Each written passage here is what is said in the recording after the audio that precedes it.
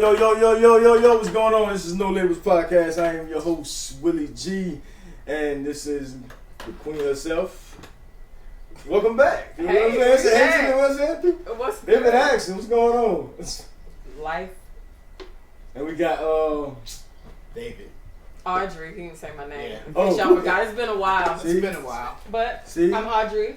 We talked about this before the camera came on, now we live. Alright, y'all, we're going to redo it. We're going to start. No, I'm just playing. Let it ride. We got the queen, Audrey, and we got my man, David. Yes, sir. And That's good. what's going on with y'all? Like, we here. What's going Like a family reunion. This is the first episode where we have not had a guest. And we just here to talk. 2021 is here. Welcome to the party. So let's talk about it. Like, okay, let's just jump straight into it. How y'all feeling? How many days in? 17 days in 2021. How y'all feeling? You know what I'm saying? What is your, I mean, I know we can't predict, but what is your 21 prediction? How you feeling? What is year going to be for you? You know what I'm saying?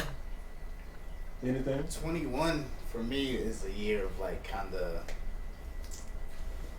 I know that's our church thing, but restructuring, just redefining who I am and my role in humanity and as a husband, a dad, all that stuff. So Redefining who you are. yes. What you mean by that? Like, what you mean? Since 2020. Who have you been up until this point? I think is will be my question. So 2020. And why does he need to go away? Yeah, what's going on? 2020 was an eye-opening year for me, and I saw a lot of things. And How about yourself?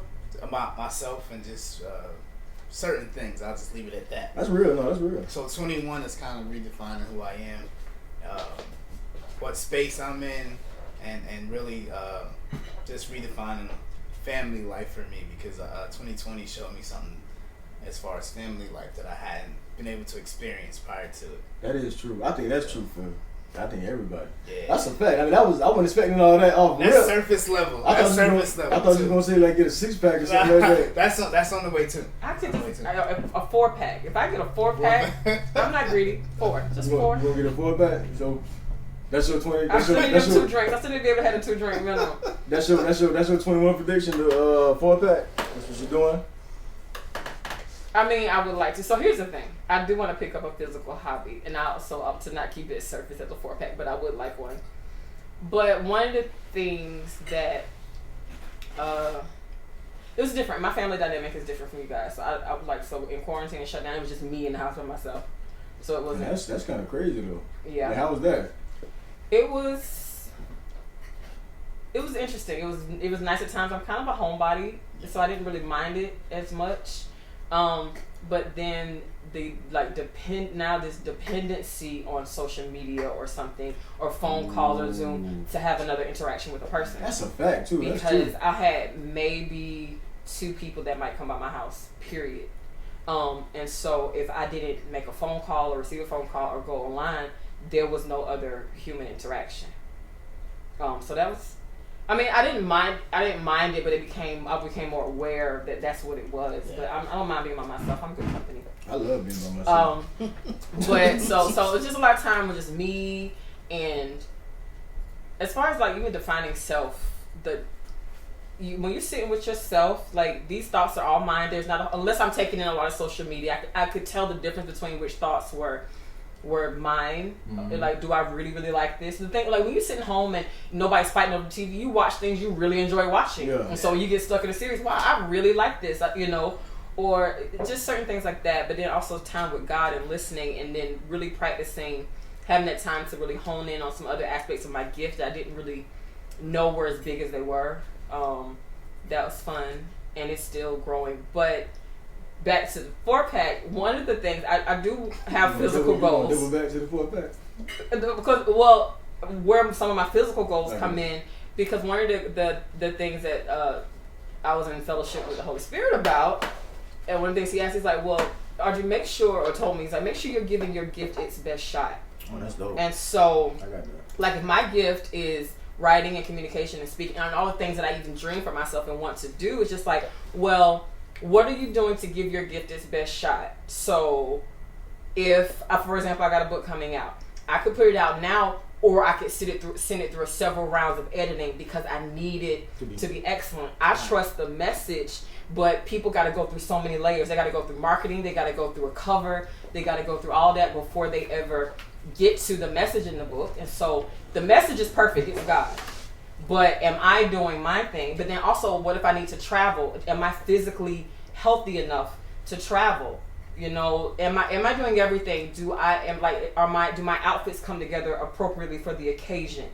Things like all those things that could seem superficial is all because I take my gift so seriously, and I don't want any superficial reason. I'm not saying that people won't come. People have they're entitled, but I don't want anything that I could be more excellent in to hinder my gift from living its best life. That's I mean, that was so 4-pack is the goal. That was a lot. Just I was not. I should have said that question. No, that's fire though. I mean, that's just Miles Monroe said it. I don't know if y'all familiar with Miles Monroe, but he was like success and failure. They're both predictable. You know what I'm saying? So with a mindset like that, like anybody with a gift, with, you know what I'm saying, even family, anybody who cares about it, thinks like that. That's fire. That's why I be running. It's like, bro, it's not got to the point I don't even like working out. Like people think I like working out. I really don't. It's just like a habit beat into my head. But for me, mine ain't as intellectual as y'all. But but listen, I think 2020. I think across the board, everybody would say it was a self-finding year. Yeah. You know what I'm saying? Unless you just was playing around. Like there's no way all that. I mean, even with me, I got a family, and it's like I'm around my kids, but being stuck around. You know what I'm saying? And I don't have a 4-bedroom. Not stuck. Keandra, not stuck. I was just checking for you. Not stuck. You see how she did that? That's crazy, Charles. Analyzing your word choice. But definitely. So but no, we talk about that when people are like, oh, we're stuck at home. No, we're safe at home. That's true. That's safe, true. Not stuck. Safe. I gotta say it the right way. But listen, we back, baby. My daughter is on another level. She's a genius, but it's like genius don't stop and ever. Like she like the moment she wake up and yawn, it's like 100, and it's like, bruh, like, I don't want to sit her down all day. So it's like all that, and then like being stuck in the house, trying to lead when it's crazy. So yeah, it was definitely that for me. But 2021, I just really, honestly, bro, I'm on cruise control. Like I'm working, but it's like I'm more patient. It's like I'm really not on Facebook like that, like social media. Like Facebook, I'm really not on. Like I just be diving on there and coming off. Cause just like you said, like I notice when I be on Facebook, it affect me mentally. Like, you know what I'm saying? It would make me more anxious. You know what I'm saying? It's like, it's so much extra. You know what I'm saying? Like, bro, like when you step away from it and see like how much like you start to see the insecurity. You know what I'm saying? You start to see the attention seeking, and of course you don't know, but it's like you can see it, and it's like, bro, the competition and all that. I'm like, bro, I think for me it was like finding priority. Like, you know what I'm saying? This really ain't that important. This is important. Purpose is important. Let's focus on that. Yeah. You know what I'm saying? But other than that, we gonna bring it back out. We gonna lighten it up a little bit. They don't preach. You know what I'm saying? Ain't both of y'all ministers? Like for real? I know you is. The priest, I'm not there, isn't it? Elder. It's all on Elder Audrey. Elder Audrey. Yes. For real. And Pastor David Lewis. Oh, jeez. See? Just David Lewis. So I heard you say we gonna lighten it up. Like what is y'all watching right now for entertainment? Like what's a good series? Because honestly Netflix starting to slip to me. But I did start watching The Last Kingdom. Like, what y'all watching on TV? I'm watching the Viking joint, Last Kingdom. Y'all ever seen that? No, but it's one of the things I want to see. That's fire. If you like Viking type job. So, I have a thing where I can make that heavy, but I'm not going to make it heavy. So I have a thing where I tend to watch things that I've already watched over and over again. I do that a lot too. And so I watch a lot of old sitcoms. When I say old, like 90s sitcoms. But I watch movies that I've seen over and over again because for several reasons. One, I study them. I like to figure out, like I'm a words girl, so I like to figure out why it's working, the story, how it was written. Could I do that? Or would I have done that? I would have done something different. Oh, I love that. That was so I watch them for study. I watch them for entertainment. But then also I went through a phase, somebody brought up anxiety, when I just went through just a really devastating season of life. Yeah. And it was an element of control because I didn't know just certain images would trigger me. And so for a long time, for maybe about 2 years, I wouldn't watch anything if I hadn't already seen it because I just couldn't take any surprises. Yeah. But then I found the value in rewatching things, so I kept doing that. So now it's not, but it used to be fear-based. It was fear-based because I didn't realize how much, like after, I guess I have to go heavy. Like after I lost my daughter, I didn't realize how many pregnant women were on TV. Like, until it's on your radar, part of your reality, you don't realize it. Or like how easily, like they may have a scene on the medical show or a woman losing a child, or just anything, or so anything like that. I didn't know I feel you on that, what I was gonna get out of it. It could be something lighthearted, even funny, but it hit me differently because I had been changed so drastically. So I watch a lot of the same stuff over, and I still do that though. But now it's not out of fear; it's out of like research and true enjoyment. So I say all that to say I'm watching Mad About You. Super old sitcom. I love this season. Wait a minute. Do not. I've been watching. Let's not wait. Dad, I've been watching not the Cosby Show with the Huxtables, but the new series Cosby, when it was him and Felicia Hilton and Ruthie Lucas. I've been watching that. Yeah. It's great with Dougie Doug. But as far as newer things, I sat and watched Watchmen with Regina King. Okay. I heard that was a wild ride. I never watched that. I need to watch that. That was a wild ride. I did, and this was big for me. Like as far as things that I had watched during the past year, because I don't really like any images that could be scary. I don't like scary type things. But I did watch Lovecraft Country, and I thought it was brilliant. I never seen it. But there was a couple of images I was like, do these creatures show up in every episode? Because I can't. Like we done with them, Yeah. So from that aspect, but I couldn't deny the brilliance of how they stitched those stories together with historical content. What is that? What's the name of that joint? Lovecraft Country. It's good. I've heard of it. Is it a season or is it like a movie?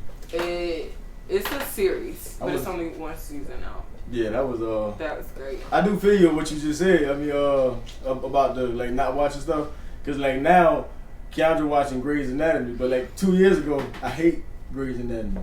Just because like it's 16 seasons, and bro, she ain't watched nothing else. I'm up to date on Grey's. I'm up to date on Grey's Anatomy. But to my point, there are a lot of triggering things. I can't watch it. But I will say, like, as far as some things that would trigger me, there is one scene that I'm glad for because out of how people think, like the death of my daughter and things, there's one scene that she captured in one of the seasons that was probably the most accurate description. I was like, that is the closest thing I've ever seen to what it was like for me. And it was healing to watch it.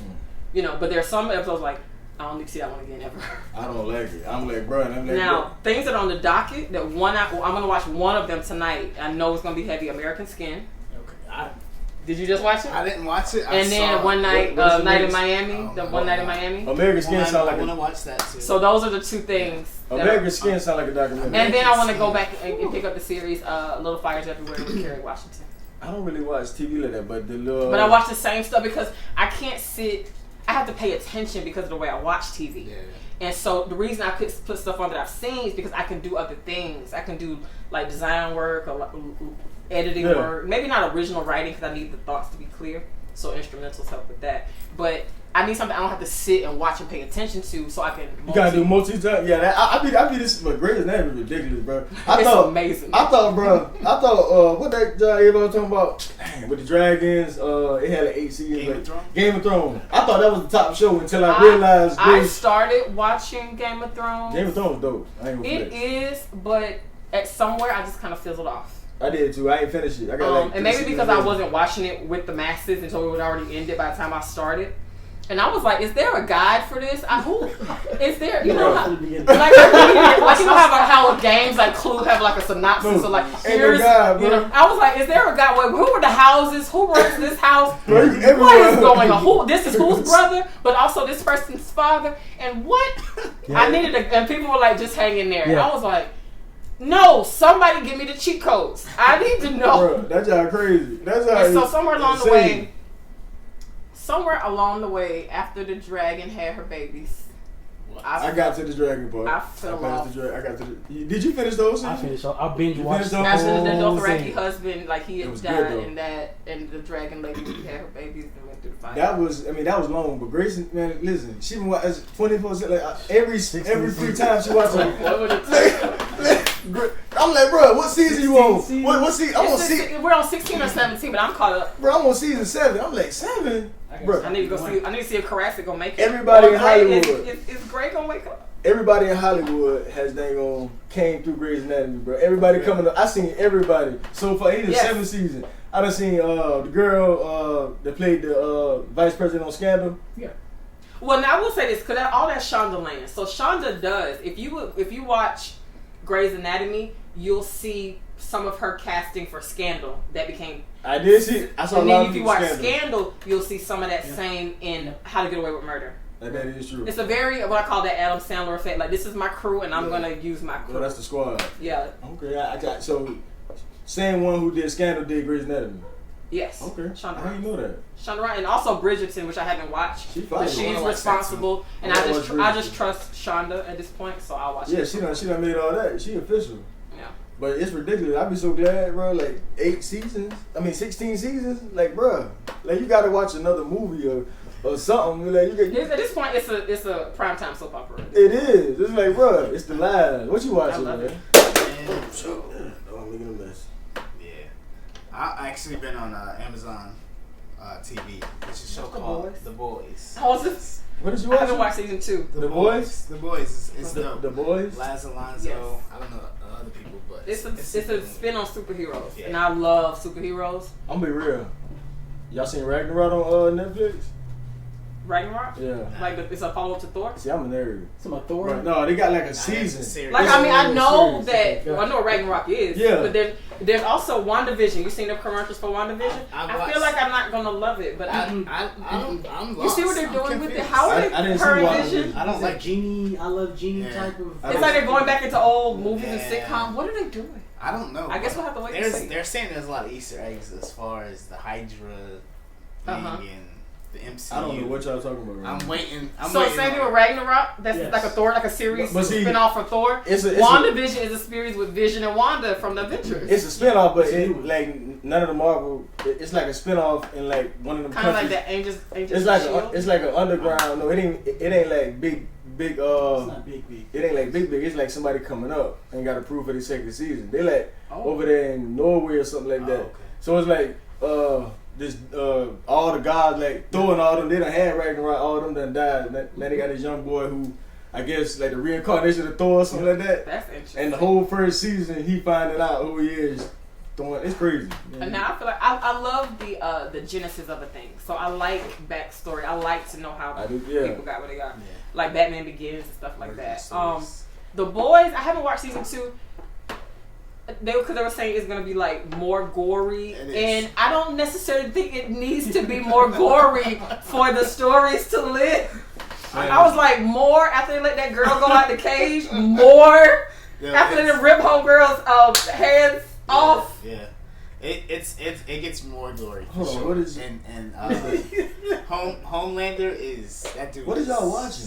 The Boys. No wonder why I got anxiety right here.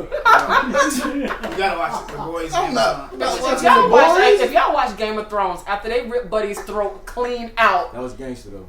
It was. But like, no. I've heard the phrase, "I'll rip your throat out." He actually ripped his throat out. Alright, so And so I was like, "Give me Mad About You," and with Helen Hunt and Paul Reiser, and don't judge me. I know. Wow. Free Friends. If you like Friends and don't like Mad About You, then I would challenge you to reevaluate how much you really like Friends. I never watched. I don't know how you. It's like the same kind of vibe, right? It's the same kind of vibe, but also Friends is not a spin-off, but some of the exact same characters. They just like you watch Friends. Are you familiar at all with Friends? So Phoebe on Friends has a twin sister, Ursula, right, who shows up sometimes. But Ursula is an actual character in Mad About You. Okay, she's a waitress, and so they used that same character and gave it. So how many seasons Friends has? Wow. 10. So Grace is the champion of all champions. Yes. I mean, at this point, Grace is battling like Young and the Restless and the Bold and the Beautiful. Is it still going? Is Grey's Anatomy still going? Yes. It still exists? So it's more. They got COVID now. Yes. Oh. I thought they gotta cover. I thought she was going to get to 16 and be finished. So you think Grey's is gonna not cover the pandemic? So now they got COVID episodes. I'm not watching the COVID episode, bro. I'm like, they are giving a depiction of the real of life. what it is like, and I understand. Like, what's interesting, if you watch any of Shonda's stuff, she's that part of like art. Does art reflect life? And hers does. So even this last political year we've had, I was like, Shonda tried to warn us. Did y'all not watch Scandal? Did y'all not see the Hollis Doyle episodes? He was Trump. Wow. I always thought Hollis Doyle was Trump too. I'm like, that gotta be Trump. That's crazy.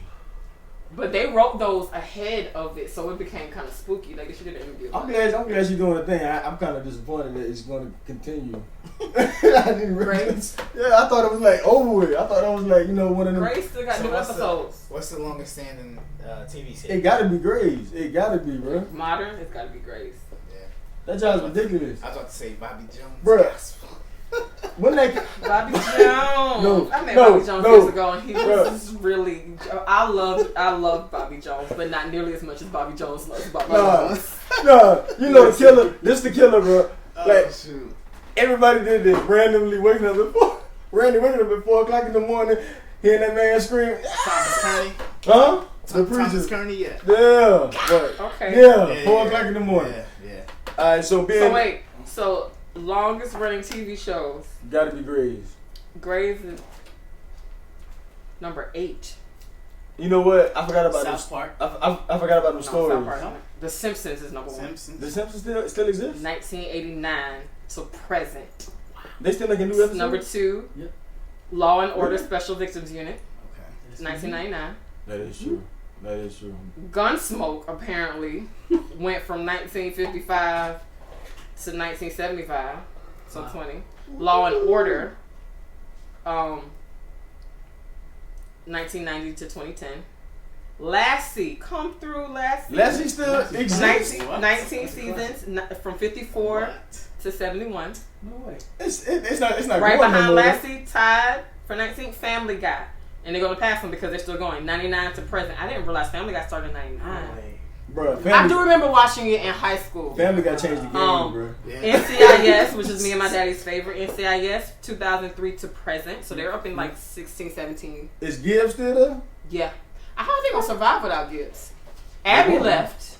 I know Abby. And then after that, Grey's Anatomy, 2005 to present. Listen, man, I'm not gonna knock her. Crazy. I'm like, bro. And American Dad is right. American Dad been in there? Bro. As long as Grey's. I ain't even got cable though. I really don't know. Like, I don't got cable. I love the Wi-Fi. And like, I get ESPN on my apps and all that. So it's like, I don't even do cable. Big Bang Theory. Huh? 2.5 Men. That's interesting. But yeah.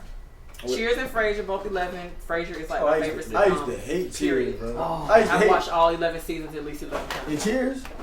Frasier. I hated Cheers. I am fluent in Frasier. Cheers was like the most boring job. Oh, we gotta watch it again as a grown person. I do gotta do that. I gotta watch it as a grown person because I used to hate hearing that music. You gotta watch it as a grown person. As a grown person. Kelsey Grammer did his thing too. Kelsey Grammer. He's kind of like Shonda. Yes. Like the fact that what impresses me about him as an actor, because Cheers, Frasier is a spinoff, a direct spinoff of Cheers. Together, there's 22 seasons, so you kept 11 seasons apiece. So that character lived on TV for 20 years without us getting bored of him. But he also backed Girlfriends, The Game. Kelsey Grammer is the GOAT. She is the GOAT. Yeah. Years ago. Yeah. Anyway, so being that we are pre-recording, go ahead and say salute to Martin Luther King, because by the time y'all watch this, Martin Luther King Day would be in the past. So we definitely honoring the great Martin Luther King Jr. What's your favorite MLK quote? You got one? Or can you remember it? We do quotes every MLK. Everybody got a favorite one though. I say my favorite quote is I decided to stick with love, too much of a virgin bear. Something to that extent. I know what you're talking about. Yeah. Though. I like the one. If you can't run, then walk. You can't walk. You just Something like if you that. can't, then crawl. But by no means, Just keep moving. just keep moving. Yeah, that's my That's joint. the whole gist of Tell them it. when you hear that job, bro, it's like, bro, it's no excuses. It's no excuse, man. It's like, man, getting in the. I was talking to my wife about Martin Luther King. It's like Martin Luther King was a great dude, but it's like you can look at every great person, and like being that they lived on such a big platform, their greatness was shown, and they got caught up in humanity. You know what I'm saying? But MLK humanity don't take away anything about what he did. It just to show you, like, you know what I'm saying? Right. And not give him an excuse for it, but it's like either way, like that was a great thing, but he just had to live it. Cause like a lot of people don't know about MLK. You know what I'm saying? Yeah. A lot of people don't know the. Yeah. They were trying to expose him back then. Though. I mean, Nah, we was just cause this pre-recorded, so we just. Because by the time they see this, either it's gonna be on MLK or it's gonna be like past. So we just. What's your favorite quote? Martin Luther King quote. I'm gonna have to read it because I can't recite it, but I post it every year on my social media. Hold on, and it's one of the ones that's etched in the wall at the monument in DC. I'll find it. Okay. Careful. Y'all want Chatty House? nah. Oh yeah. So it says, if we are, he said it while he was in Georgia in 1967.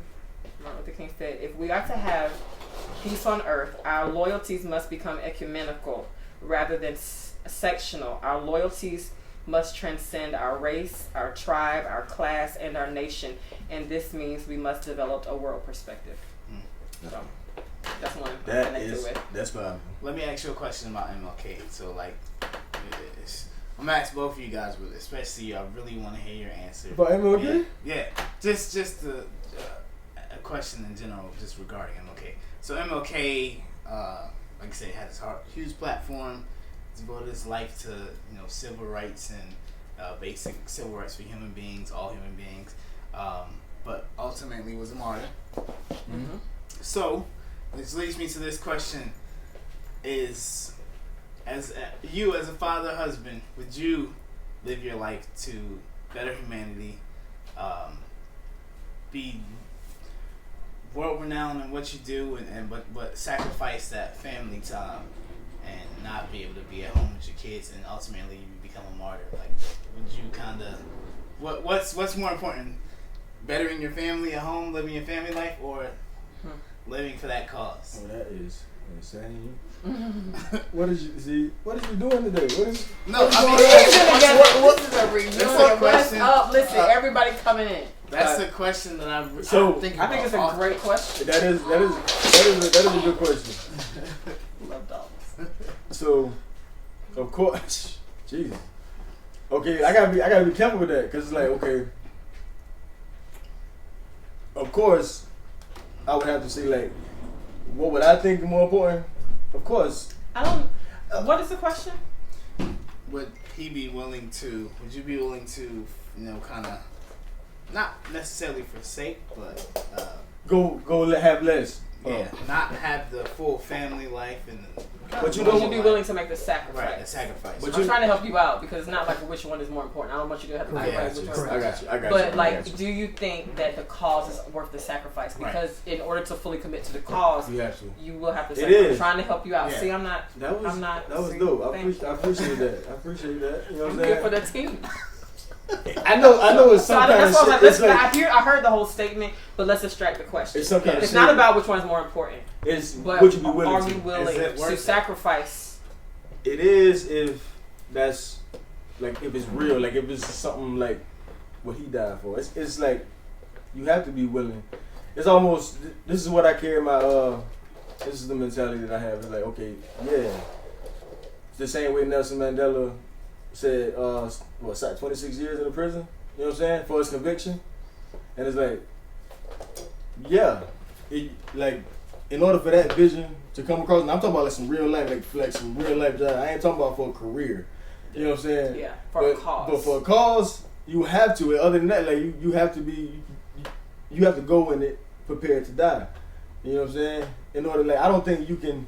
I think you would do a cause, especially like you leading people. I think you do the people injustice if you swing. You know what I'm saying? Like, if you gonna lead, then you gotta be willing to, and they come with it. But I believe, like white kids, even though it's stress, it's like they built for that too. You know what I'm saying? It's like they tougher than what we give them credit for. So I believe if God called me to do that, I don't know. There's so many different ways you can go there. What's your answer? Let's turn the question back to the. So I have. If you asked me this question 2-3 years ago, hands down, I'm for the cause. I know it's bettering my family ultimately.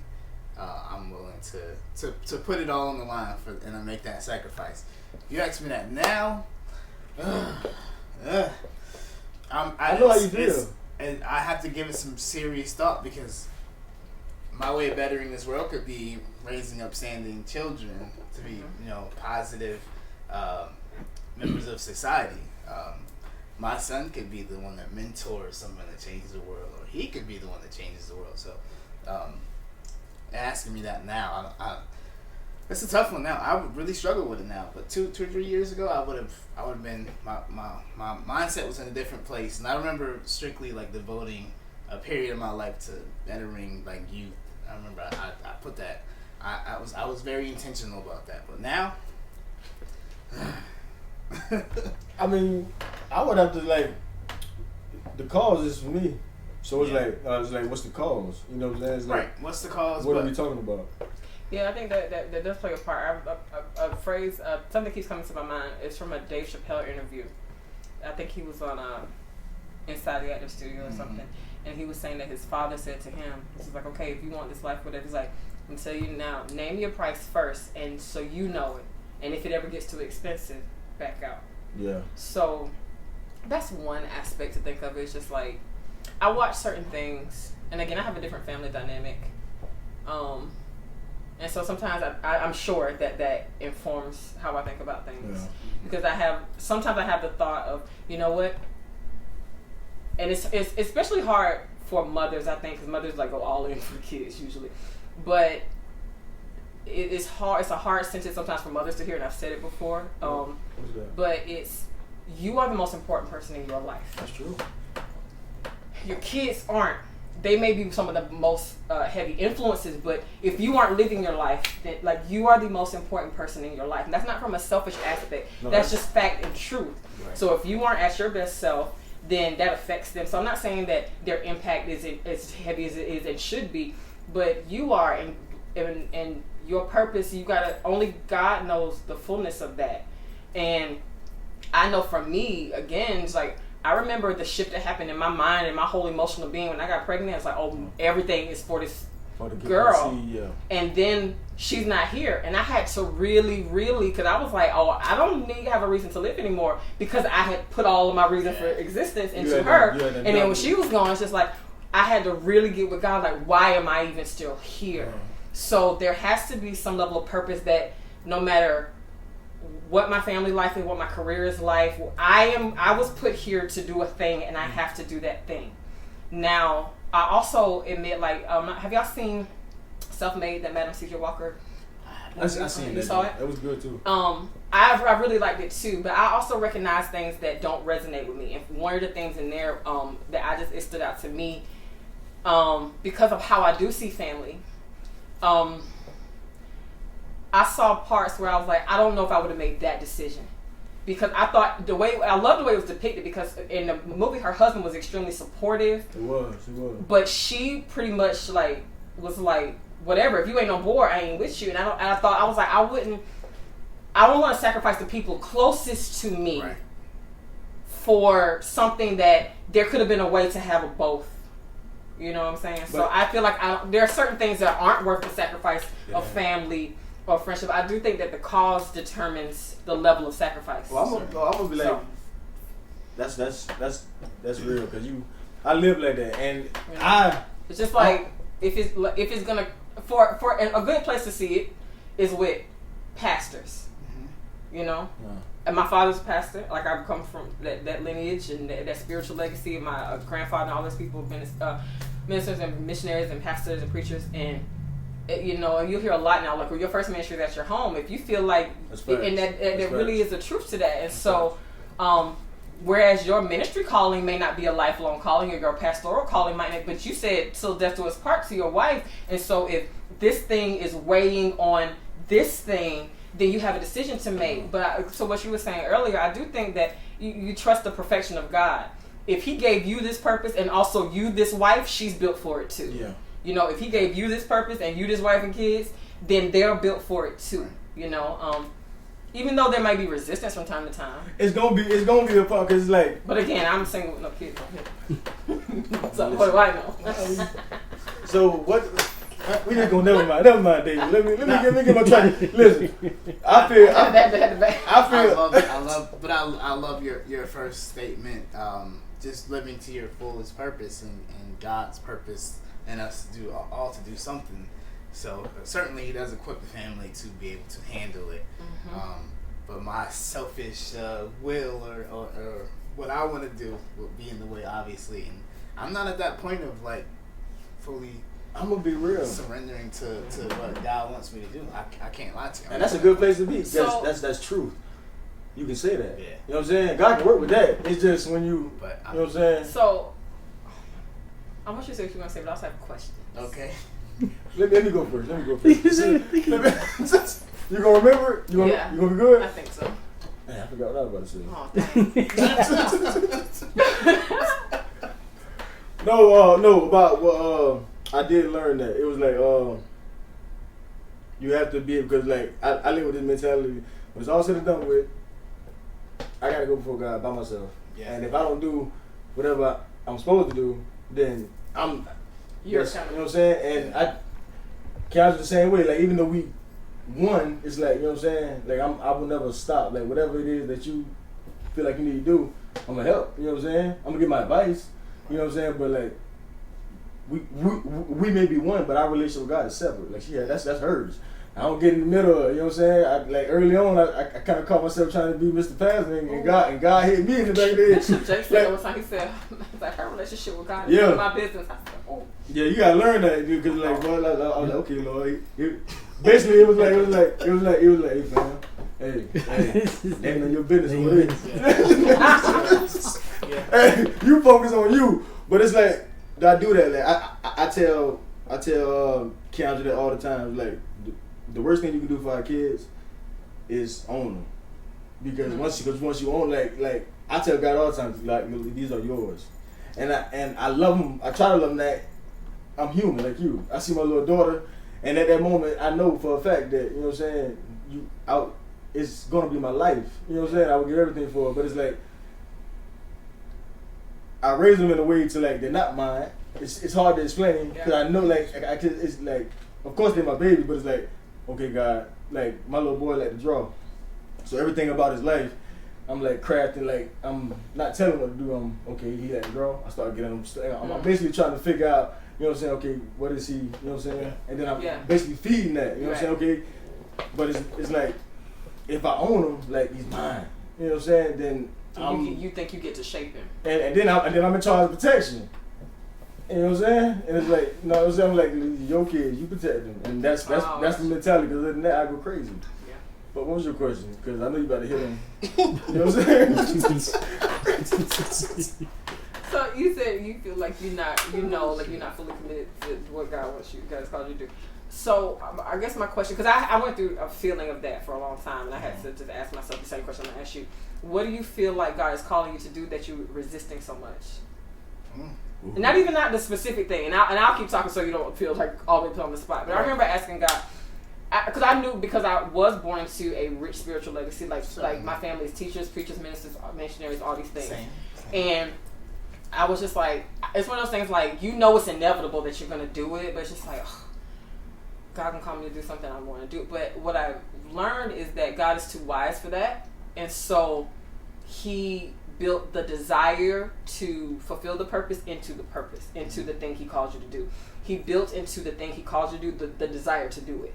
You know, and it was a scripture that came when Jesus was Matthew. I think it's in Matthew and Mark, but when Jesus was picking his disciples, it says, "Follow me." He's like, he went to them. They were fishing. He said, "Follow me. I'll make you fishers of men." And he's like, and he left, and they did that because they were fishers. And the thing that stood out to me was like, he didn't ask them to be anything they weren't. He didn't go to these fishermen and say, "I'm gonna make you accountants of men." He didn't take a fisherman and say, "Hey, I'm gonna make you a truck driver of men." He said, "I'm gonna take what you already do. We're just gonna put some purpose and anointing behind it." And so, if you're already doing a thing you like to do, it's probably already some form of your purpose. And so that's where it set me free from that whole thing. God will call me to something I don't want to do. It's just like, that's not really the nature of the call. Yeah. It will come with resistance. Like, things will oppose it because there is such purpose in it. Yeah. But even the boring and tedious parts of my purpose, I do enjoy. Sometimes. You know? And then sometimes I don't feel like doing it at the time. But you love it. You know, but I still, and I recognize that he built the love. Like, seriously, I'm a writer. Y'all know that. Nobody, unless God put it in you, you do not want to sit at a sentence for 20 minutes debating whether or not to put a comma here or there. That is boring, unsexy part of writing. I enjoy it because I know that those nuances affect the outcome and how it could impact it. But all that is built into the purpose. But if I had somebody who wasn't a purposed writer or an anointed writer, hey, come do this, that it would drain them. And then they would be like, no, why would I even, like, God, you called me to that, then why would I even want to do it? Even if there's resistance, that resistance usually comes from the enemy. But as far as, like, if there's any idea that you're not going to like what God calls you to do, I just don't think that that's going to be the case at all. So then my question becomes, what do you think he's called you to do I bought him some time and threw myself under the bus with the thing. What is the question? The question, I'm looking back around. You know I'm always looking back around. She was giving some time. My question is, if it's like, I know I'm not fully committed to what God called me, then what is it, you know what I'm saying? So, like, what is the aversion to it? What is the whole thing that is like, nah, because typically the nature of the call is that it's something that you like to do anyway. It pulls at you. So I'm like you, where I have the legacy of pastors and all that, dad, grandfather. So both of y'all grew up in the ministry. Yeah. So we know what it is and how it is at home for someone that's a servant leader. The strain it puts on the family, so forth, so on. So, and in the back of my head, I'm thinking, this is, like you said, this is inevitable for me to be put in the same position, and I don't want to put that strain on my kids. Oh, I got you. I see what you're saying. I don't want to. Although, like so it's not that you don't want to fulfill purpose. You don't want to. You don't want to be a burden on your kids, and you don't want them to feel any part that was negative that you felt. You don't want them to feel it because of the purpose. Shoulder them from that, which I've heard the stories my grandfather's shared of just what the ministry's done to him and his just and family as far as fiscally mainly financially and the strain it's put on the family and my dad tells stories about my grandfather a lot of times was very busy in ministry, so couldn't make a lot of his events and games, so forth, so on. My dad did his best to make all of ours when we were growing up. But you know what though? There's still a strain on the family. It's gonna be though. Although, like you said, we're equipped to handle it. I feel what you're saying. You don't. It doesn't mean the strain. I do but that's any good parent, good husband. But then it's just. But at the same time, who is that in scripture that says like they feel like God tricked them? How did we get here? And he's like, I don't want to do this no more. Right. Jonah just ran straight from purpose. I feel like it was Jeremiah. Maybe Jeremiah. Yeah, and he was like, who made your mouth for like that one? Yeah, he was like, I'm ready to quit. Like I feel like you tricked a lot of them. This. Yeah. But I feel like honestly, and I know exactly how you feel because I'm literally in the same position, husband, kids. I get that, but it's like. I think when we do that, we doing what we talking about earlier, and we like, cause like honestly, like I know for a fact, you know what I'm saying, like, cause every woman I built for like, if you meant to call something, like I know everybody can't do with me, cause like it's done been like we 8 years in, it's done been so many uncertainties, so many times where I jumped and did something crazy, thought I heard wrong, and like bouncing back, and it's like, but through that crazy process. like through God, like making me is like it actually made her better. You know what I'm saying? Cause like it's like I look back now at the person she is, like, and vice versa. You know what I'm saying? Cause I was with her. You know what I'm saying? Nothing coming up, getting trying 3 times before she able to graduate. And it's like it taught me things, like being a part of her purpose, and vice versa. Like it built in me. You know what I'm saying? It taught me how to sacrifice. Okay, you know, I'm gonna put everything about me on the back burner and make you right here now. You know what I'm saying? Like I'm gonna still write in private, but I'm putting all the focus on. So that taught me, and vice versa. Because I mean, I don't. She not gonna understand everything. Like if God sees something, it's like okay, it's always gonna be this strife. You know what I'm saying? That's kind of like, what I wanted to ask as far as. You probably wouldn't pick that. You wouldn't have chosen everything that y'all went through, but you can't. In hindsight, you can't deny the lessons in it. So I wonder if some of the things you're trying to protect your kids from or shape around them is like, but the lessons that they need may be in. Right. If God calls you to a purpose that calls you to be away more than you want to be away, you gotta trust the perfection of God. And then it's just like, well, there's something that God is doing in my kids during that time where I wish He's doing something in me and in children. So you got to trust the perfection of God. Or if it's times like, you know what, do I need to be back? Do I need to kind of cut this off? And He teaches you how to balance. That's my prayer for myself for this year and forever. Balance. It's like for all of the things that I prayed for that are being added to me, I want them, but I want the balance to be able to carry them all. Yeah. And so I think like those recalibration, those tune-ups, they're just a part of life, part of purpose, part of relationships. I mean, y'all just took it all the way down. A long time ago, got a lot of ground to cut. Gracious, like, bro, you know, so everybody get quiet when I just start talking, like, bro. Why is that? God, dog, she about to hit me with this. She done babbed up David. That was a good question. No, all right, man. That's look. something I fight with that all the time, man. That's all the time. That's real, serious. That's real. I mean, but you know what really. It's like I said, I wanted to redefine myself in 21 because 2020, I saw what it was to have normal family life without the physical obligations of church. I still did my mentoring. I still did, Zooms with the kids, bi-weekly.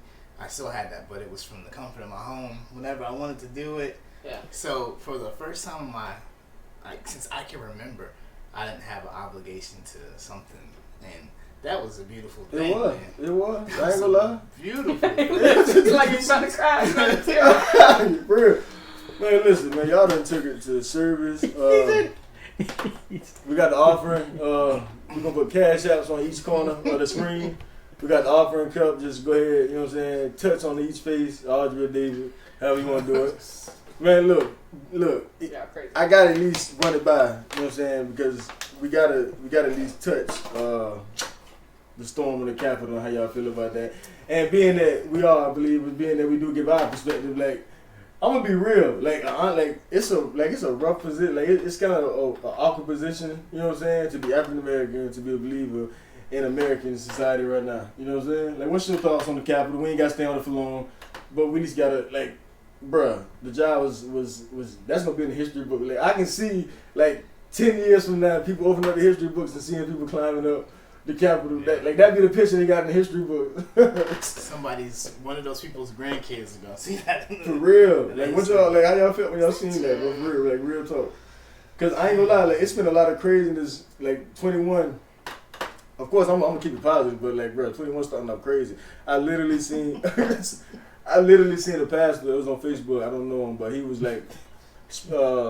speaking curses upon basically you know what I'm saying, choosing sides of government, saying they cheated. Yeah, I don't know what I'm saying. It was crazy. You know what I'm saying? So it's how you feeling? I put up a post on Facebook because I have a lot of opinions, but it all boils down to I am over the back and forth. No, I'm over the kingdom of God being reduced to American politics. Yeah, I don't like that. Yeah, I can't stand Stop that. it. Say that. I can't stand I'm sick of it. As far as just if I could bullet point how I feel about it, I think the vast majority knows that if it was black people, it would have been a lot of dead black people. Yeah. I think that as a black person, me and a lot of other black people I know are kind of sitting back watching, well, what will the consequences be? Because if they are nothing, first of all, this was obviously the biggest visual aid of the double standard that we've been screaming about and protesting and taking to the streets about. We stormed the streets peacefully, and y'all met black people with rubber bullets and tear gas and military like force in a way that like I've never seen in my lifetime on American soil. Yeah. And these people just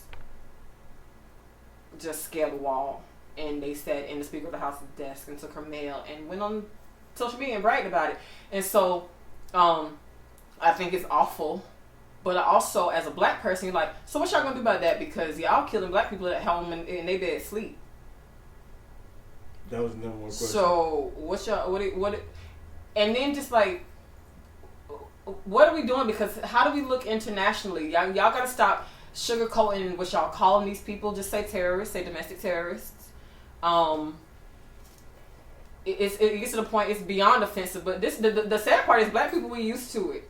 Yeah. You know, we're used to not getting our way. Like, we storm the streets because we want y'all to stop killing us. Y'all storm the Capitol because y'all didn't get y'all way in a free and fair election. I do think all of these people that are resigning when there are like 10 minutes left in office, it's a little ridiculous. And what it reminds me of, because I work in retail, and so when the Black Lives Matter protests we reopened at the height of all of that.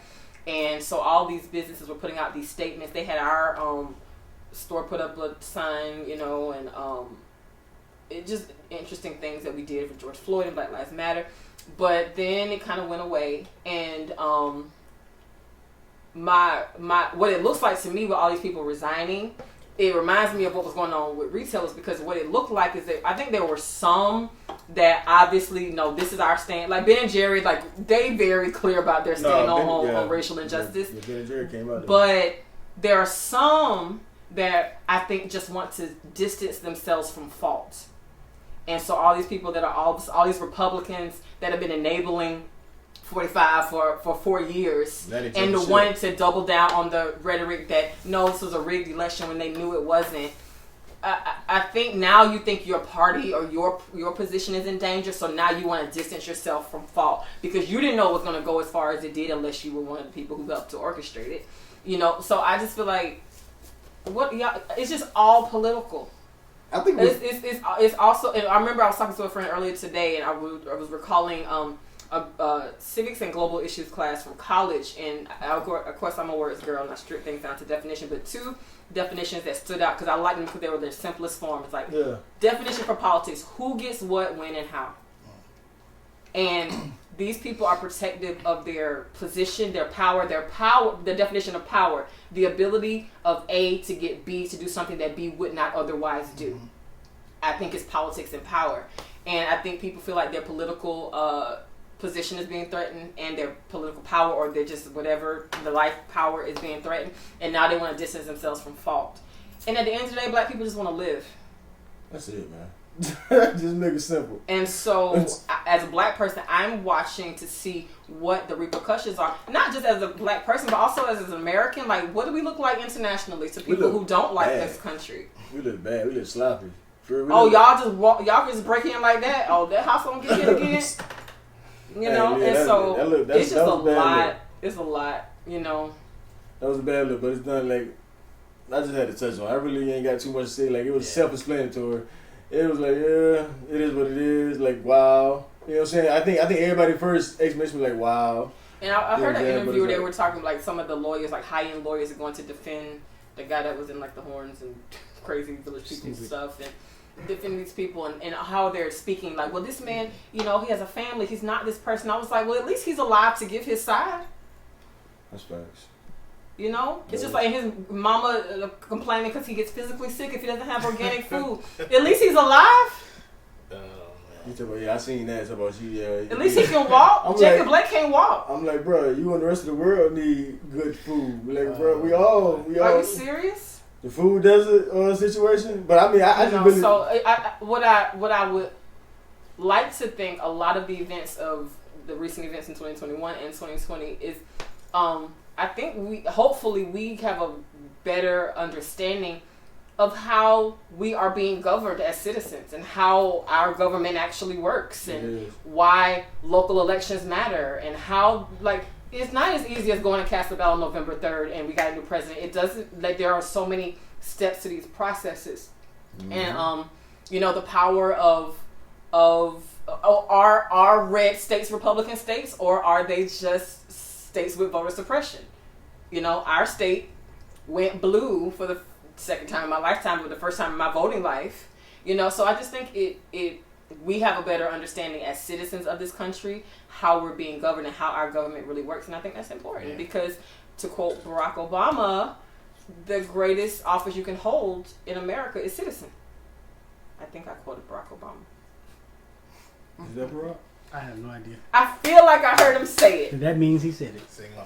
I'm just. I feel like you're about to fact check here. I mean, fact check. I should have. Fact check. I was on a roll. She just shooting out quotes and all that. It's probably not right, but I did. But I'm about to get a maybe seat. he quoted someone else, but I do feel like he said it. But he said the greatest office that you can hold is the office of citizen. I'm about to get a And whole I'm gonna, even if he didn't say it, he's worthy of being credited. They about to hit me up, yo. Like, hey man, we taking your joint down, bro. I like Rod just hit 7,000. I just do a disclaimer. He may or may not have said it, but Algorithm already flagged it. I mean, but it is what it is. I mean, y'all. I mean, this is like I was just gonna hit on some random topic, and y'all done preach that everybody. Like, it's somebody on the other end right now. They slid out in the spirit. Are they? Where they done found themselves. You know what I'm saying? You ever seen her preach? You ever seen her videos? I watched a few of them. Yeah. You ever catch I the didn't little? give you feedback. I'm sorry. You caught the preacher lip? No, I don't. Did you get No, you didn't. Bruh, no, Audrey get down. Like, don't get it twisted. Audrey fired. But did you catch the? Which one did you watch? Oh my goodness. Did you My catch face the is my preacher? face. I don't know. I got you. I watched when you sent it to me, which was like a month ago. 2 months ago, actually. Before the holidays, maybe Yeah. like a quarter ago. Yeah. No shade. No, you should have No, said it's fine. No, They're out there. They're out there for the people to find when they're looking. Did you catch the preacher lip though? We not gonna talk about I'm it. not gonna talk about that. You fired those. You fired. It's too late. You fired. Yeah.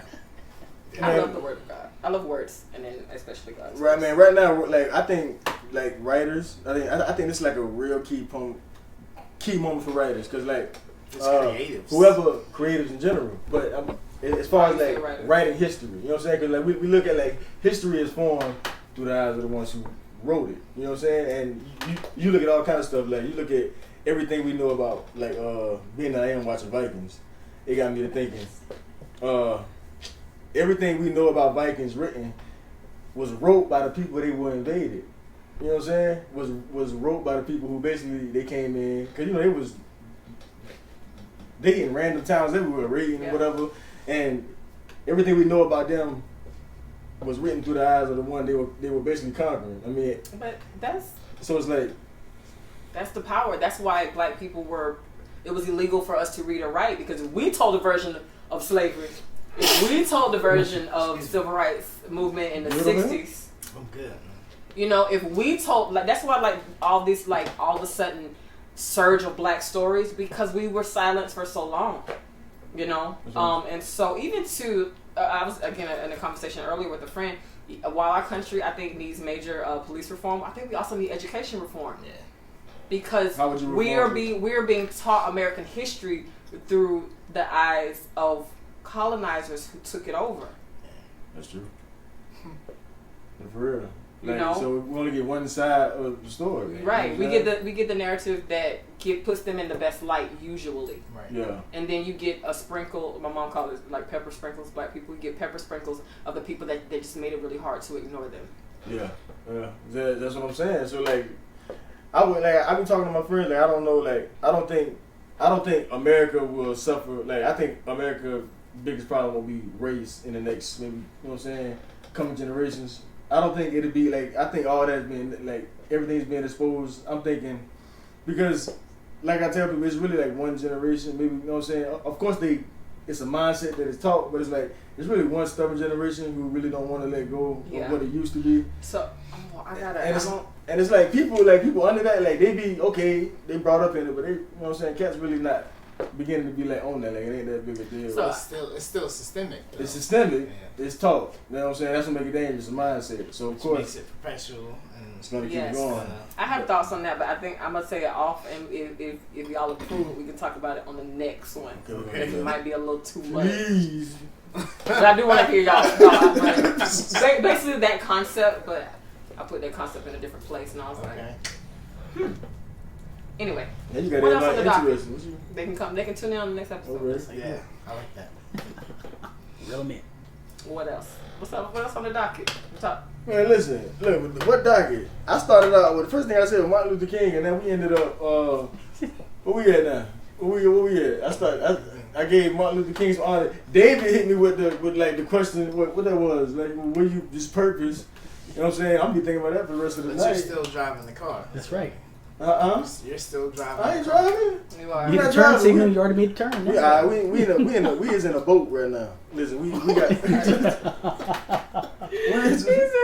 It's still a captain. You still a captain. Man, listen. All right, man, listen. So, whatever. I don't even know. I don't even know. All right, I don't even know. Oh yeah. Oh, y'all taking the vaccine? Y'all taking it? What y'all doing with it? It's out. Y'all taking it? I'll wait. I'm gonna wait. I'll Wait and see. I'll wait. I've never even had a flu shot. I mean, I haven't had. And I one in a didn't, and it while. might be mask, and it might be isolation, but I did not get a single cold in all of 2020. Not even a sniffle or a sneeze. I It got was a not little like cold. allergies or temperature, but I didn't get a cold at all. I had one day that I felt like a little bug was trying to get me. I stopped by the liquor store for some That's whiskey, how you do it. Hot time. and Alcohol to burn it. and then it had a concoction of some apple cider vinegar and some cayenne pepper and some honey, and the next day I felt brand new. Yeah. You country. I am. Hot toddy, man. I What absolutely is am. that? Sounds Whiskey good. and hot pepper. And, what's that? It's whiskey and hot pepper. Is that a shot? You just what is that? Is it a shot or something? You know, cayenne's Cayenne pepper is. I I know. put it on everything and everything. Like I put it in my coffee sometimes. Like cayenne pepper is just really, really good for me. If you ever had Mexican coffee is spicy anyway. So I'm not. I'd had spiced coffee before, so it's not a foreign concept. But my only thing about the vaccine is like when jobs start requiring people like you gotta take this and or not. That's done like because the I don't only really one want I to can remember having to take was like to start the MMR measles months with Bella Yeah. before I started school. I remember that one, but it's like a brand new I job. I don't know if they can mandate that though, because they don't mandate the flu shot. So I mean, That's what I'm saying. Like that'll be some. I guess. Well, listen, I ain't taking it right now. I would be more afraid of schools mandating it than Yeah, yeah. And see that I ain't. It's so interesting. I ain't But with then it. also, that leads me, it's a little off topic, but one of the things that came out in 2022 was a dependency on the media. And so, Like horrible. you know what I'm saying? There's such an ability to create a narrative or to like, we don't have enough people want to take the virus, so let's put out some clickbait headlines. Facts. Let's make people afraid Facts. and scare them into it. And you know what I'm saying? So the role of the media was so heightened. It's always been important, but because we're sitting at home trying to get information, there's this thing. So we just want to take in all this. And so if there becomes something that, again, it becomes like the politics of the things prevail. How we're going to pull this off, who gets what, when, and how. We need them to take it. How are we going to take it? Well, if we can get the biggest news outlets to say this about it. Yep. But you know what though? Like now that you said that, Like, do you free think thought is like at a pyramid, and like there are very few decision makers, and then it trickles down to the mass population are going to do what these few people decide. But it's like now that you said that, you just made some click, like because you like more dependency on the media. Mm-hmm. Do you think there would have been a raid if the world was still open? You know what I'm saying? Yeah, like everybody hyper focused on these issues, like you say, like you know what I'm saying? It's this. They eat with it. They eat with it. They stuck in the house. They really not going out. This is the phone is the world right now. Do you think we get the raid of the Capitol if everybody wasn't as isolated and so focused on media? You think? I don't think so. I don't think so. I think the country as a whole was at this weird place where like Yeah. we wearing masks I everywhere. think Right. we might have gotten a lot of what we got, but I don't think we would have gotten anything on the magnitude that we got it. Right. And there were two big dichotomies that presented for me in 2020 that it's just like, so the whole world is shut down because of this pandemic, and then we get these horrific racial injustices, these murders, and now mobs of people in the street. Bro. It's just like, wait, we were just like told to keep it 6 feet away and in your house, and now it's thousands of people. So that was a dichotomy. And then fast forward to October, November election season, where there's all this debate over how much financial relief to give to the American people, but record-breaking dollars spent on election campaigns for people who didn't even win. Where did that money go? You know, and so then it becomes the politics of it. And so, like, both of these things are existing in the same space.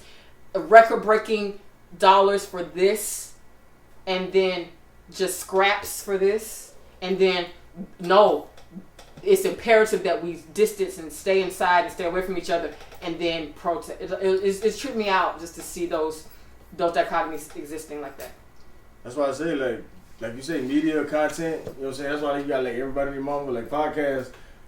Like a year ago, like podcasting, it was a thing, but it wasn't what it is now. Like podcast is the new rap. It's crazy. And it's like people focus, like people just I seen a stat on Google, I don't know if it's true or not, but it was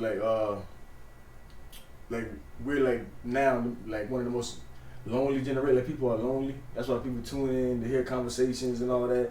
And it's like you said, you tired of the kingdom of God being reduced to politics, and I'm like, this is more what the kingdom of God need to be focused on, like certain parts. I can't say everybody, but it's like people's attention are on the TV, kids and all. Like, what's interesting about that is it feels like with the saturation of a lot of things, podcasting, one of them, I'm say that because you just said it.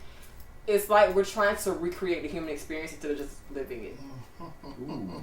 You know, it's just like, oh wow, you can stay here and just get this really great conversation, or you could just talk to somebody, or you pick up the phone, you know, you can call your mom, right? You know, or call you know. And it's so real. One of the things that I have been deliberate about and really like about the times when my friends and I do get together is that I have very few pictures or record of it because we're having so much fun that nobody's on their phone. That's true. And I love it. Yeah. That's actually the best time. Like the best time. It's like dang enough, you kind of wish you had a picture, but it's like, but I don't regret none of the fun. If I was taking pictures, I wouldn't have had the fun. So. The best time is the ones you don't got proof of. You know what I'm saying? Because it's like, but it's like, I think we relearning how to be social. Yeah. You know what I'm saying? It's like, I think like we got to relearn how to be social, because I mean ain't but so much social media you can do. You know what I'm saying? And it's really cut and dry. A couple pictures. And we're built for humanity is built for community. We were more social before social media, or at least before Facebook and all that. You know what I'm saying? And I feel like I want to get back to that. And life is better with dial-up. When you had the action moms. Be like, hey mom, life is better with dial-up. You gonna put that on a shirt? Life is better. That's a fire job, no. Listen, that's me there. It's better with dial-up. You gonna put kids now like, what's dial-up? They don't know what that is now. Like I be like, and it's crazy because I be like, somebody picks up the phone and knocks you off. Bro, oh man, that's that blow, boy. Because like, as soon as you call, hit that. Oh yeah, they on the computer. And you call about 2 hours later, they still on the internet. Mom done missed about 4 calls, but she hot. Wait a minute, no, because that was the time we had to choose between either being on the internet or the phone. Which one? Y'all simultaneous? Wait, what? No. Man, I showed my son the movie The 101 Dalmatians, the cartoon. Oh, I love that. And he was amazed, bro. I was like, because we got better graphics now, I believe, and not like some stories are good. I think it was better storytelling when it was. I think the older movies got better storytelling. And, you know, you got some good ones now, don't get me wrong, but I think they were better at telling stories like in the older joints. That's my opinion. You know what I'm saying? I think social media has changed. One of the questions I would love to get like a panel of comedians and ask, but for not every, but those industries that social media hits, like from a comedian standpoint, how has social media changed what people expect from you as a comedian? Because everybody's trying to be funny on social media, and everybody's trying to be the first one to the joke, or everybody's trying to put out the funniest meme. And so if you do that for a living, it's almost like, and people have no patience anymore. The patience to build a storyline or to build a joke. And they're sensitive now. Yeah. And right, and everybody's sensitive, just like y'all so easily offended. The best comedy, like it's the best, still funny, but it's still funny. It's funny. It's like, bro, the best comedy was the stuff that nobody says, what everyone thinks. And it's like, but now, bro, they canceling for everything, bro. You can't. It's like, So let's talk on that. Like, so what y'all think of the cancel culture? Come on. Charles. You don't like the cancel culture, Charles? No, you can't really hear what's going on because everybody wants to cancel somebody else's thought. I like hearing other people's thought. Even if I disagree, I at least like to know, well, why would I disagree, to get a better understanding of where they come from and their viewpoint. These days, you can't see nobody else's viewpoint because everyone else wants to cancel someone else's viewpoint, which is counterproductive. Yeah. And actually, bro, like whenever somebody get canceled, it actually like raises their business. Unless they get like something crazy when they get fired. But like whenever they cancel someone, they put all the attention, cancel this person, and everybody go to their website, and they end up making money. Yep. And so it's like that's how I feel about it. But it's retarded. Like you don't can't like it's. I think people are oversensitive, man. Like man. I agree. Man, don't get me wrong. Like everybody is okay. You got the way to feel. You got the right to feel how you feel. You know what I'm saying? And be honest about it. But you ain't gotta like they just won't. I feel bad for comedians, you know what I'm saying? I just, cause like that's what they do. Yeah. You know what I'm saying? Like they make fun of everything. They make fun of life. And now you saying I can't do this. Dave Chappelle do it the best though. Like Dave Chappelle break every rule. He is. I love it. Everything you're not supposed to be doing, Dave Chappelle do and make it funny, and everybody still be like, that's cool. I think that's Dave. People are overly sensitive. To your point, I think people don't quite understand that it's entirely possible to understand and also disagree. Correct. But that's the part of communication. And then also, I personally, like, I don't know how to live in a world where I can't make a mistake. Right. Man, there's got to be some redemption. For every cancel culture, you need some redemption culture. Like, I don't know how to live in a world, especially if you write for a living or speak for a living, you're going to offend somebody because you're never going to appeal to everybody. So it's just like... These kids thinking like digital, like they be in this digital world so much, they be thinking it's real. Like, bro, I seen this YouTube clip where this dude tried to run through the 9 3/4. And, you know, in London, over there with Harry Potter. Oh, really? The boy had the buggy and all. He tried to run through the 9 3/4 like on Harry Potter, bro. I'm talking about. That is so. He stuck, and then he jamming the job. Yeah, I'm just. You know, to get to. Right, okay. right. I'm just trying to figure out. But how somebody thought it was real? Yeah. Bro, he tried to get through the 9 3/4 job. Cause I guess I don't know the whole story. I got to go back and do my research, so don't quote me or whatever. Like, I think they put it up there for like a tourist thing because everybody was calling to. It was over in England. Yeah, it's like an actual train station, but right. I don't thought think it was a secret passageway for real. He thought it was the real deal. He was like, bro, this 9 3/4. Like nobody can see this with me. I hope it was like a 5-year-old. No, he was like a teenager. He was like 17, 18. Boy. And it's like, bro, it's like, boy. That's why, like, cause my son played Fortnite, and it's like, it's times where I take him away, you know what I'm saying, for like a week, and be like, bro, you gotta, and plus he's an artist, so I always like work on your craft, you know what I'm saying. I don't say it like that, I just like draw something, cause he like to draw, so I never let him get too carried away, cause playing Fortnite, like they actually know what the weapons is, you know what I'm saying. Like we got weapons, I got weapons, my brother got weapons. Yeah. The other day, my brother pulled out one of his weapons, and my gun called, and my son called out what it was exactly. He was like, "Oh yeah, that's a such and such such." And then, wild, right? and then I made it clear. I was like, "Listen, those they take lives, right? You know what I'm saying? Like them ain't the ones on Fort. They made this very clear. Those right there, you don't shoot and come back. There's no comeback for them." It was like, but literally, he called out what it was. By model and all. Wow. For real. Wow. And Fortnite, like, the guns all colorful and all that. But they be knowing that That is. Like, we was on FaceTime, like he was showing it to me. He was showing, like, my brother was showing it to me. He had just got it. And my son said, "Oh, that's a such and such." I was like, yeah, that is what that is. So, yeah, it's like, you gotta pay attention, especially to the young ones. I'm like, bro, you know what I'm saying? Like, let you know, yeah. Cause like, of course I'm gonna teach all my kids once they get of age to use the weapon, but it's like, nah, you gotta be careful, man. I think you should. Honestly, like I be telling people, I don't, cause especially single, Of course you need one, but they try to take them away. Yeah. I need lessons and instructions and tutorials. Or you can move to New York. Or you can move to New York where it's illegal. Right. For real. I need you to like. Tell me that again. Text me and tell me where I can learn to use one. I need to know the anatomy of a gun. I need to know how to shoot one. Yeah. I'm a country girl. The only thing I've ever shot is a rifle. You going? When I was like 6. But you need to conceal. You definitely need to conceal. We're gonna have to do a part 2 of this because we're gonna have to see what Audrey is talking about that she couldn't say over the air. I'm trying to present it. We haven't been in the same space for a long time. Yeah. I'm going to have to present it to you guys first before we put it on the podcast. I mean, you can go. I mean, we can go have a Birdman moment. You feel what I'm saying? What is the We're gonna Birdman moment? put us on the map. You know what I'm saying? Listen, we You want me to haven't say it now? we haven't made no. Oh. Look, I ain't gonna put that there. I mean, if you want to, but nah. Like, we ain't made it yet until one of us become a meme. Like whoever first, like one of us gotta become a meme or something like that. Then I think David gonna be the one. Why would I be the man? I don't know. I just feel like David gonna be the one that catapult us to the top. We got it. You know what I'm saying? We ain't gonna be thirsty. We just gonna let it happen naturally.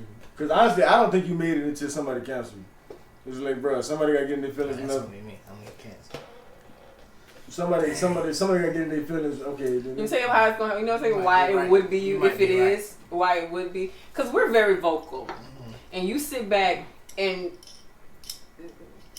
so people don't expect whatever you may say that could cancel. It won't be because if one of us said the same thing, whatever that thing may be, if one of us today like, oh well, dang, that's a little much, but it's Audrey, or that's a little David. And so that'll be why. I can't believe. Well, anyway, listen. Silent assassin. That guy. Y'all got any last thoughts before we come back? Y'all got any? I don't know. Glad to be back in space with y'all. Anything y'all working on? Y'all want to say anything? My book. Events. My book. So my book got an elaborate rollout. We're planning. It's in edit right now. Can you tell them the title, or you gonna tell them? The title? Yeah. The title is The Rules of Royalty. The Rules of Royalty. I put a post out. You got anything to say? I'm good. It's good to be back with y'all. It's so good. It's like we're at home now. I know. This is family. So How you feel? You feel good? I'm good, man. You loose again? I'm Because great. I know you and Audrey had to do a couple laps. You know what I'm saying? I'm great. You had to next time you gonna come, you can't forget to weave. I feel like we're no. You know what I'm saying? That was Wait, can't forget what? You gotta duck and move. Oh, You I gotta, said shake don't and forget bake. the weed. I'm like, wait a minute, well, this is where faith meets culture. what has happened Now, over the break? See how she want do to me? weave. See how she do me? I just want to make sure I heard it properly. Listen. See?